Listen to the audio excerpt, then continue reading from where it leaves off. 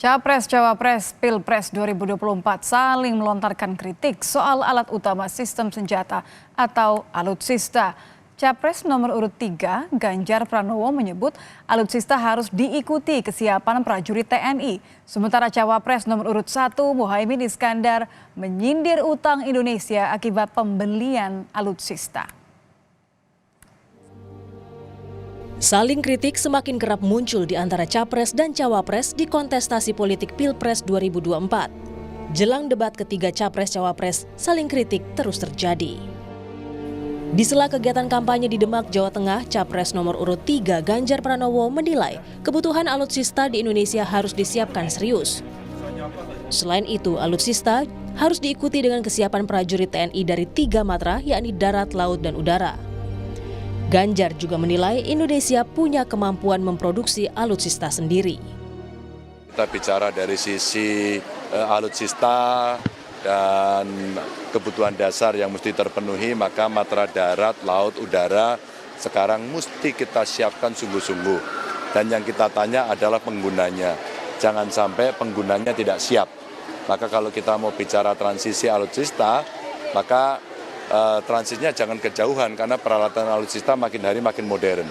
Yang kedua tentu kita berbicara soal industri pertahanan dalam negeri yang sebenarnya kita punya kemampuan. Kalaulah kebutuhan itu tinggi kan lebih baik produksinya juga ada di dalam negeri. Sementara Cawapres nomor urut 1 Muhaimin Iskandar menyindir soal utang Indonesia akibat pembelian alutsista. Muhaimin mempertanyakan negara tidak sedang perang tetapi membeli alat perang banyak. Menurut Muhaimin, pertahanan yang sesungguhnya adalah pangan dan perjuangannya melalui para petani. Selain itu, Muhaimin menilai utang lebih baik digunakan untuk pengadaan alat pertanian daripada alat perang.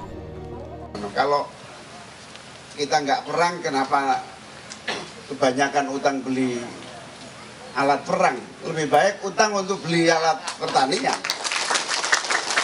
Pertahanan yang sesungguhnya adalah pangan, pertahanan yang sesungguhnya adalah kemampuan para petani untuk berproduksi. Itu sehingga insya Allah, bismillah, kita ini mau mengatasi yang paling dirasakan berat oleh rakyat, bukan mengatasi mimpi-mimpi yang berat.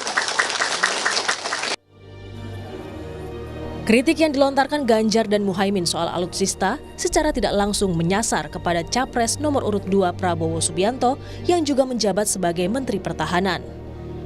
Juru bicara TKN Prabowo Gibran menanggapi kritikan Ganjar dan Muhaimin sebagai hal yang biasa dalam kontestasi politik.